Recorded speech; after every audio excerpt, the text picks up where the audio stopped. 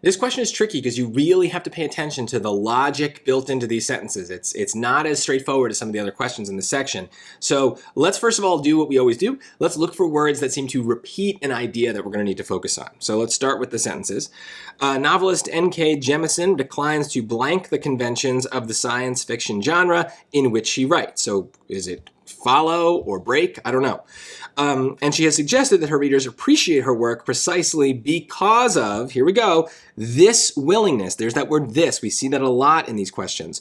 Willingness to thwart expectation and avoid formulaic plot. So there's some tougher words in there, but hopefully we understand that Jemisin breaks convention, right? She's breaking convention.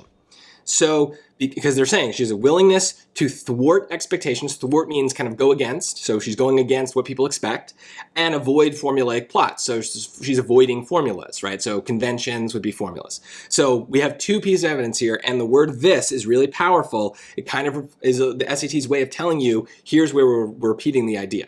But we got to be careful here because of the way that the first sentence is structured.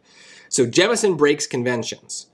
So when they say that she declines to do something, we got to be careful, because if we said she declines to break conventions, now we're saying the opposite of what the end of this paragraph is saying, right? Now we're saying she doesn't break them, right? She follows conventions. So this is wrong.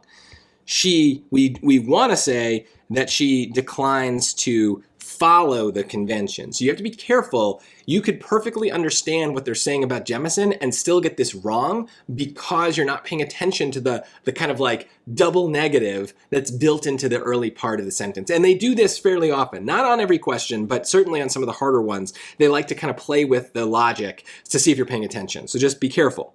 So we're looking for a word like follow.